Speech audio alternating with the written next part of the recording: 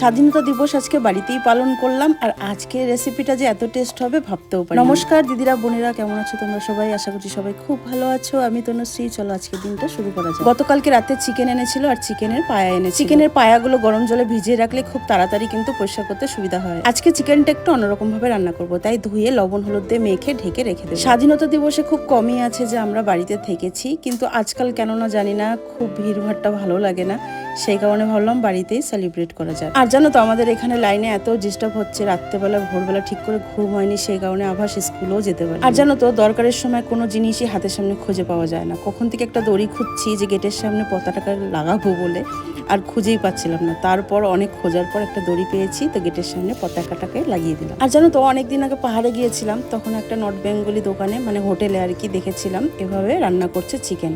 হলুদ লবণ দিয়ে মাখানো ছিল আর তেলের মধ্যে পুরো লাল লাল করে ভেজে তুললো। তো এক বোন কমেন্ট করেছিল, তুমি তরকারিতে এত পেঁয়াজ দাও?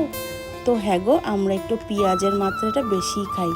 যেগুলো সবজিতে একটু পেঁয়াজ বেশি মানে লাগে আর কি, সেগুলোর মধ্যে ধরো আমরা একটুখানি বেশি পেঁয়াজ দিই। দেখো সবগুলো চিকেন কিন্তু লাল লাল করে ভেজে নিয়েছি। এখন ওই তেলের মধ্যে শুকনো লঙ্কা, গোটা জিরা, তেজপাতা ফোড়ন দিয়ে একটা টমেটো কিন্তু দিয়ে দিলাম। সেই টমেটোটাকেও লাল লাল করে ভেজে নিলাম।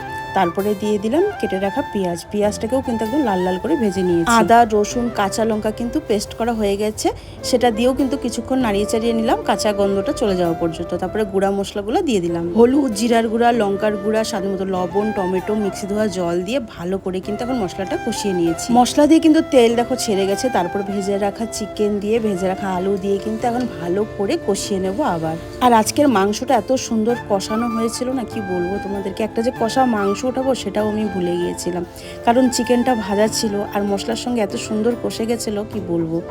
তো তারপরে কিন্তু জল দিয়ে দিলাম, সিদ্ধ হয়ে গেছে আলু মাংস ভালো করে। তারপরে গোটা গরম মশলা থেতো করে দিয়ে ঢেকে নামিয়ে নিলাম। আর জানো তো অন্যদিন একটা একটা করে রান্না করতে থেকে আর বাসন ধুতে থেকে, আবার মাঝে মধ্যে কি হয় একবারে সব জমে যায়। তো আজকে সেম সেইটাই হয়েছে, একবারে অনেকগুলো বাসন জমে গেছে। তো চটপট বাসনগুলো ধুয়ে এদিকে কিন্তু ভাত বাড়তে চলে এসেছি। আর আজকের রেসিপিটা এত ভালো হয়েছে কি বলবো, নিজে রান্না করে নিজেই বলছি বারে বারে, তোমরাও কিন্তু একবার এভাবে ট্রাই করো, দারুণ লাগে খেতে। আজকে আমাদের স্বাধীনতা দিবস বাড়িতেই খুব আনন্দের কাটলো। তোমরা সবাই খুব ভালো থেকো, তাহলে আজকের মতন টাটা।